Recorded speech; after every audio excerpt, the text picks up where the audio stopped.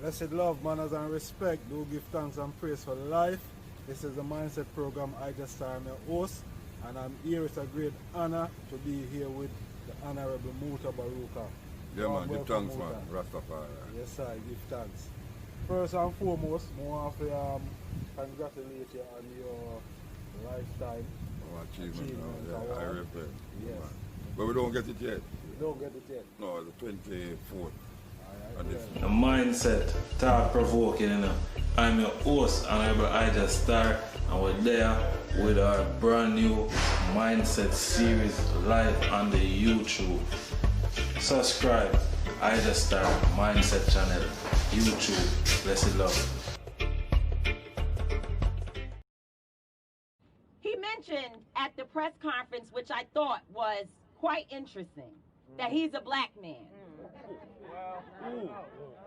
And as I laid and cried and hurt for Tamika Palmer and for Breonna Taylor and for Kenny Walker and for Janiyah, who we need to love up on, as I laid there and I thought about him saying he's a black man, I thought about the ships that went into Fort Monroe and Jamestown with our people on them over 400 years ago.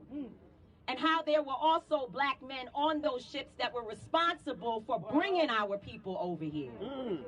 Daniel Camron is no different than the sellout Negroes that sold our people into slavery and helped white men to capture our people, to abuse them and to traffic them while our women were raped, while our men were raped by savages. That is who you are, Daniel Camron. You are a coward, you are a sellout, and you were used by the system to harm your own mama, your own black mama. We have no respect for you, no respect for your black skin, because all of our skin folk ain't our kin folk, and you do not belong to black people at all. I came to shake some African tables because someone has to hear something. See, this piece might offend many, but who's counting? I think you Africans complain too much about slavery. I'm just saying. First off, whose fault was it? No, wait, I don't seek to make light of the effect of those dark years on the African continent, but reason with me. If you spend too much time complaining about how you were enslaved in the past, you may actually be blinded to the modern ways in which you are still being enslaved. For instance, how slavery of the past was physical, but now it's mental. Like how I can make you think that your country is worth nothing and you haven't really arrived until you come to mine. So then I wouldn't have to come to your country to fetch slaves on a ship anymore, because they'll run here by themselves forevermore. Like how I can make you think that my products are better than anything your country can ever produce, and so you haven't really got it until you import mine. Like how I can make you believe that all your heroes are villains and my heroes will soon come to rescue your land after they are done rescuing mine. Like how Alexander the Great is described as a conqueror for conquering, but Shaka Zulu is labeled a bloodthirsty barbarian for doing the exact same thing. Like how your queen mothers are localized but our queen is globalized. Like how Spider-Man is called a superhero but Kwekwanansa is called a superstition. Like how I can make you think that every aspect of your culture is primitive and every aspect of mine is called modernization. Like how Chigbodi is not a cool name to give to your child, but once you call her Patience, she can move mountains. Like how I can make you think that you aren't really married until you have a white wedding. Like how I can make you think that you need my engineers to erect your mega structures, but since you can't afford them, you need my loans to pay them. Africa, wake up. How long until you realize that we never really ended slavery, we rebranded it, and while you were busily lamenting on the effect of the transatlantic slave trade, we found a new way to do it. How's that for smart? Now that's strategy. From physical slavery to mental slavery, well, guess what's next? Spiritual slavery. I think you guys call that religion, but let's leave that for another day. A little story about a big man who died and went to the other side. On that day, God had decreed that whoever arrives must choose where to go, whether heaven or hell.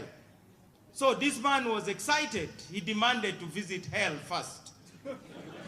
And he got into something which looked like a lift, and he went down to hell. When the doors opened, things were glorious. The devil had no tail. The devil had no horns. He even met his friends. They were healthy, eating well, drinking well, making merry. Then it was time up, and he then demanded to be taken to heaven. In heaven, the picture was nice. Angels floating around, good music, the Lord Almighty presiding and reigning supreme. Finally, he was asked, what's your choice?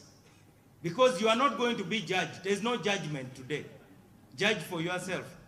He thought, you know, these bishops have been telling lies and spoiling the name of the devil.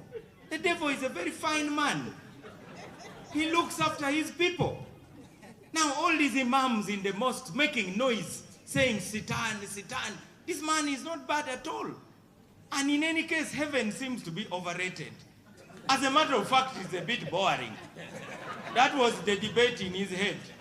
So when the angel asked him to choose, he said, I have chosen that I'll go to hell, now that I've seen it with my own eyes. And the angel said, get into the lift. He got into the lift, and it took him down, but when the doors opened, things had changed. The place looked like a desert.